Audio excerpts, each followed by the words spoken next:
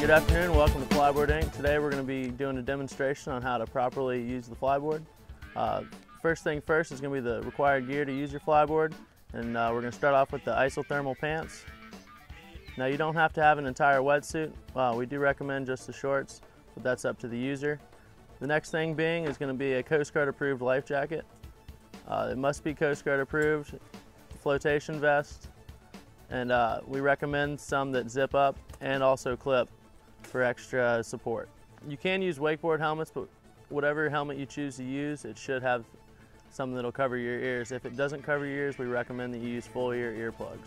First thing you want to do getting into the flyboard is place your left foot on the center of the board, and you're going to follow that, putting your right foot into the right binding. Once your right foot's securely in there, go ahead and place your left foot in the left binding, and then you're going to tighten the straps. Starting with the top strap first, and then you're going to do the bottom pull ties. You're going to want to have your bindings as tight as possible to make sure your feet don't come loose and to prevent any kind of accident or injury that could be caused by the user not having the bindings on properly. Once you have the bindings nice and tight, you're going to secure the loops onto the top of the binding and the holes provided for you. Okay, the next thing you're going to want to do is go ahead and get into the arms. You can start out with your left arm, and we recommend that you leave the Velcro half strapped like you see. That way you can slide your arms in with ease, and then you're just going to tighten up the straps over your arms. You want these nice and tight as they don't move for when you're going through the water. You're going to go ahead and put it on the right arm and pull all the straps so they're nice and snug. You don't want to have the arms too tight to where you lose any kind of feeling in your wrist or hands, but you do want them snug enough to where they're not going to move around much. Once you have your feet properly in the bindings and your arms are in, you got your isothermal pants on, your life jacket, and your helmet, you're ready to flyboard. Okay, this is the platform we've built here. Whether you choose to build your own platform or launch off a beach or off a dock, we do recommend you are sitting down in the water before you launch. It's essential that your platform be thick enough that it covers from the bottom of your flyboard to at least the middle of your gyro. This will prevent the gyro from snagging on your platform, which could cause serious injury or drowning. All right, so once you're all strapped into the flyboard, first thing you're going to do is you're going to go ahead and stand up, and you're going to jump feet first into the water. Now once you're in the water, the operator on the jet ski can go ahead and start the jet ski. You'll feel the hose start to stiffen up, and he's going to be propelled outwards. Now it's very important that he keeps his legs straight, his back arched, and his head out of the water. Once your hose is completely straight and you feel that extra power, you're going to want to keep your legs straight, pull your legs under you, pull your toes up. And that's going to let you come right out of the water, as you see. Now, in controlling yourself out of the water, it's all going to be in your toes. You lightly point your toes forward, you'll move forward. You point your toes up, and you'll proceed upwards. It's essential that you keep your legs straight while flying. The only time you're going to bend your legs is when you're turning. If you want to make a right turn, you'll slightly bend your left knee. If you want to make a left turn, you'll slightly bend your right knee. While you gain your balance on the flyboard, you want to do S-turns. Slowly turning to the left and also slowly turning to the right.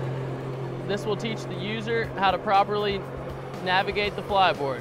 The next maneuver we'll go over is going to be the 360. The 360 is very important because it can help you get out of potential crashes, and it'll also teach you how to properly do tricks without damaging your equipment. When doing the 360, you want to make sure you're doing a real 360 on top of the gyro, not just doing a 360 loop over the hose. Another thing you're going to want to learn is how to do a 180 and ride backwards. Learning how to ride backwards will keep you out of many potential falls, and they'll also help you learn how to do more advanced tricks. When you're riding backwards, you want to have your toes pulled up, but you want to have all your weight leaning forwards.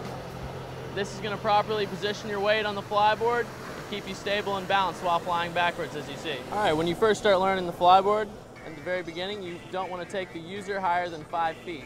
It's very important that the PWC operator never give the flyboard user more than 4,500 RPMs. 4,500 RPMs is enough to get the average sized person up and out of the water It's very important you keep them at about 5 feet off the water until they're comfortable and they've gained their balance. Once they fully gain their balance, they're comfortable, then you can begin to take the rider to new heights. It's important when the flyboard user falls into the water that they do not panic and they understand their head could be underwater for up to 2 seconds. The board floats, the life jacket floats, and also the helmet floats, but you could still be underwater for up to 2 seconds. When attached to the flyboard, you never want to try to swim or struggle. You want to lay flat and let the PWC, flyboard, and flotation devices do their work. All right, it's very important that the PWC operator understand the proper times when to lower or drop the flyboard user. If the flyboard user comes within 15 feet, it is important for the PWC driver to drop the flyboard user as you just saw. Now, if the flyboard user comes within 6 feet, it's no longer safe for the flyboard user to be dropped. At this point, the PWC driver should slowly lower the flyboard user. It's very important that the operator of the jet ski cut the flyboard user if they enter the water and are underwater for more than 2 seconds. If the flyboard user is underwater for longer than 2 seconds and the jet ski has already been cut off, it is very important that the jet ski operator dive in the water and follow the hose straight down to the flyboard user to make sure everything is okay and they're not stuck on anything on the bottom. It's very important that the flyboard user never directs the jet propulsion at the PWC driver or anyone else in close proximity.